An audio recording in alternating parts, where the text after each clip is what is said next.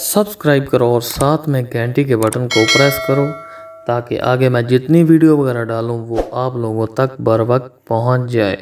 अस्सलाम वालेकुम फ्रेंड्स, कैसे हैं आप? मैं हूं तंजील और आप देख रहे हैं मेरा YouTube channel Tanzeel herbal TV. तो आज का ये हमारा नुस्खा है, ये सिर्फ औरतों के लिए है। जी हाँ, उनकी जो रहम में ख़ारिश होती है यानी कि शर्मगाह में, ये नुस्खा उन बहनों के लिए है।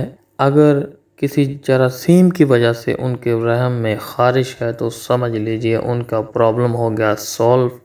और बढ़ाते हैं इस वीडियो को आगे। जी हाँ, ये चीज़ बाज़ार से नहीं बल्कि आपके किचन में हर वक्त मौजूद होती है और ये सर्दियों में तो आम होती है, बल्कि ये चीज़ 12 महीने बाज़ार से मिल जाती है। जी हाँ, हम बात कर रहे हैं मूली की। जिन औरतों को जरासीम की वजह से रहम में ख़ारिश होती है वो एक मूली छीलकर किसी दाया से अंदर रखा लें, थोड़ा सा टुकड़ा अपने रहम के अंदर, तो ख़ारिश जाती रहती है। और 2 घंटे के बाद आपने वो मूली का टुकड़ा निकाल देना है।